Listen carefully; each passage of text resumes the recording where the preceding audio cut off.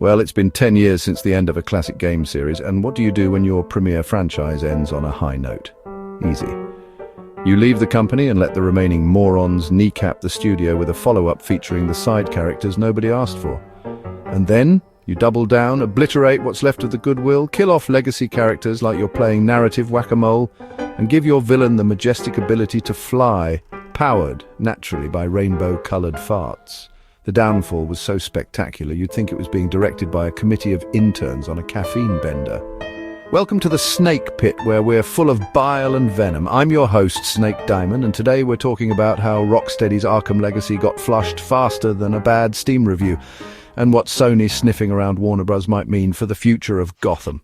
So here's the situation. Sony is rumored to be eyeing Warner Bros. Discovery's streaming and gaming division. If true, this would give them access to heavy hitters like NetherRealm, Mortal Kombat, Avalanche, Hogwarts Legacy, and yes, Rocksteady, the once untouchable studio behind Batman Arkham Asylum, City and Knight. It's a big move, but let's not get distracted by headlines just yet. Because while Sony executives might be daydreaming about a Spider-Man versus Batman crossover, I'm more interested in the current state of the Arkham Legacy, or what's left of it. Remember Arkham Knight? The actual conclusion to a superhero trilogy that made you feel like Batman gliding across a rain-soaked Gotham, breaking jaws and diving into the shadows. Yeah, that one. It launched like a flaming trash can on PC, but eventually found its feet.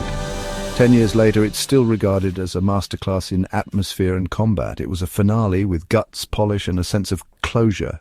And then came the follow-up. Suicide Squad, Kill the Justice League, a baffling tonal nosedive that abandoned what worked in favor of team-based shoot-'em-ups, flying purple boss fights, and grinding mechanics nobody wanted. The Arkham series went from brooding detective work and gritty urban crime to Fortnite with capes. And Rocksteady, once a titan of single-player storytelling, became a punchline. Which brings us to today. While Rocksteady's prestige is in tatters, a dedicated fan is doing what Warner Bros. Never could, giving Arkham Knight the love it truly deserves. Enter the Master Overhaul Mod by GP Unity, a gift from the gaming gods. This mod doesn't just polish the Batmobile, it nearly exercises it. You get difficulty options like regular, insane, and chaos for those craving a challenge. Enemy AI gets meaner, gadgets get smarter, and even suits have stat effects now. Think of it as a rogue update from the timeline where Rocksteady didn't sell out. The MOD revamps skill trees, brings back the Bat Swarm from Arkham City, and even includes a blackout mechanic that feels more like Batman than 90% of Suicide Squad ever did. And the best part? The modder is doing it all without AI-generated slop, just pure love and elbow grease from someone who actually gets what the Arkham games were all about. Rocksteady could learn something. Hell, WB should be paying this guy, not the creative vacuum that greenlit Harley's rainbow jetpack. So, where does Sony fit into all of this? Well, let's assume the acquisition goes through.